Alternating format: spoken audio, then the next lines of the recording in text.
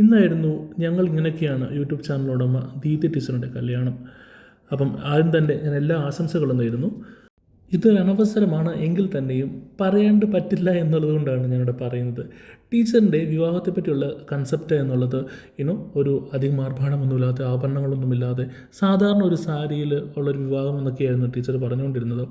അതുപോലെ തന്നെ ഈ പെൺകുട്ടികൾ ഈ കല്യാണത്തിൻ്റെ അധിക ചിലവിന് വേണ്ടി കഷ്ടപ്പെടുമ്പോൾ അതിനെതിരെ ടീച്ചർ ശക്തമായിട്ട് പ്രതികരിക്കുന്നുണ്ടായിരുന്നു. എന്നിട്ട് പറയുന്നുണ്ടായിരുന്നു, ഇനി എനിക്ക് എപ്പോഴെങ്കിലും ഒരു കല്യാണം ഉണ്ടെങ്കിൽ അത് വളരെ ലളിതമായിട്ടുള്ള സ്വർണ്ണമോ വലിയ ആഭരണങ്ങളോ ആർഭാടമോ ഒന്നുമില്ലാത്ത കല്യാണമായിരിക്കും എന്ന് പറയുന്നുണ്ടായിരുന്നു. അതിനെപ്പറ്റിയൊക്കെ ടീച്ചർ നന്നായിട്ട് കാര്യങ്ങൾ പറയുന്നുണ്ടായിരുന്നു. ലൈക്ക് എങ്ങനെ കല്യാണം നടത്തണം, ചിലവ് കുറച്ച് കല്യാണം നടത്തണമൊക്കെ നന്നായിട്ട് സംസാരിക്കുന്നുണ്ടായിരുന്നു. പക്ഷേ ടീച്ചറിൻ്റെ കല്യാണ സമയത്ത് കണ്ട ആർഭാടങ്ങളൊക്കെ അത്യാവശ്യം നല്ല ആർഭാടം ഉണ്ടായിരുന്നു. അറ്റ്ലീസ്റ്റ് മേക്കപ്പ് ആർട്ടിസ്റ്റ് തന്നെ നമ്മുടെ സൂര്യാനുഷാനായിരുന്നു. അപ്പോൾ തന്നെ അറിയാം എത്ര എക്സ്പെൻസീവായിട്ടുള്ള മേക്കപ്പ് ആയിരിക്കും. അതുപോലെ തന്നെ ഡ്രസ്സ്, ഓർണമെൻറ്റ്സ് ഗോൾഡാണെന്നറിയില്ല, അതൊക്കെ നല്ലൊരു അത്യാവശ്യം ആർഭാടമായിട്ടുള്ളൊരു കല്യാണം തന്നെയായിരുന്നു ടീച്ചറിൻ്റെ എന്നുള്ളത്. അപ്പം നമ്മൾ പറയുന്നത് നമ്മുടെ ജീവിതത്തിൽ പ്രാവർത്തിയാക്കാൻ പറ്റുമോ, അതല്ല നമ്മൾ പറയുന്നതും നമുക്ക് പ്രവർത്തിക്കാൻ പറ്റുന്നതുമായിട്ടുള്ള ഡിഫറൻസ് അല്ല ഗ്യാപ്പ് എന്നുള്ളത് വളരെ വലുതാണ്. കാര്യം ഞാൻ ഒരിക്കലും ടീച്ചറിനെ കുറ്റപ്പെടുത്തത്തില്ല. കാര്യം നമ്മുടെ വീട്ടുകാരുടെ ഇഷ്ടങ്ങളുണ്ടാവും, കെട്ടാൻ പോകുന്ന ചെറുക്കൻ്റെ ഇഷ്ടങ്ങളുണ്ടാവും.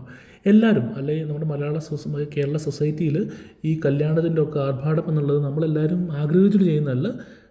ഒത്തിരി ഫാക്ടേഴ്സ് അതിനെ ഇൻഫ്ലുവൻസ് ചെയ്യുന്നുണ്ട്. അപ്പം ടീച്ചറിനോട് എനിക്ക് പറയാനുള്ളത്, ലൈക്ക് നമുക്ക് പറ്റുന്ന കാര്യം പറയുക എന്നുള്ളതാണ്. വളരെ സിമ്പിളായിട്ടുള്ള കാര്യമാണ്. പറ്റാത്ത കാര്യം പറയാതിരിക്കുക. അതൊരു തെറ്റായിട്ട് ഞാൻ പറയുകയല്ല, ടീച്ചറിനെ ഒരിക്കലും കുറ്റപ്പെടുത്തുന്നുമില്ല. പക്ഷേ നമ്മൾ പറയുന്ന കാര്യങ്ങളെല്ലാം ചെയ്യാൻ പറ്റും എന്നൊരു കോൺഫിഡൻസ് വേണം.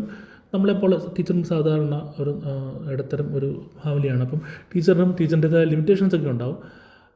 അപ്പം ഇനിയെങ്കിലും വീഡിയോ എടുക്കുമ്പോൾ നമ്മൾ പറയുന്ന കാര്യങ്ങൾ കുറച്ചൊക്കെ പ്രാവർത്തിയാക്കാൻ ശ്രമിക്കുക എന്നുള്ളത് എനിക്ക് പറയാനുള്ളൂ. രണ്ടാമത്തെ കാര്യം, ടീച്ചർ പറഞ്ഞിട്ടുണ്ടായിരുന്നു മറ്റ് യൂട്യൂബേഴ്സിനെ, ലൈക്ക് മിക്കപ്പോഴും മറ്റ് യൂട്യൂബേഴ്സിനെ ടീച്ചർ കുറ്റം പറയാറുണ്ട്, പ്രൊമോഷൻസിനെ പറ്റി കുറ്റം പറയാറുണ്ട്. ടീച്ചർ ഇതുവരെ പ്രൊമോഷൻ ഒന്നും എടുത്ത് ഞാൻ കണ്ടിട്ടില്ല. അപ്പോൾ ടീച്ചറിനെ അതിനെ അപ്രിഷ്യേറ്റ് ചെയ്യുന്നുണ്ട്.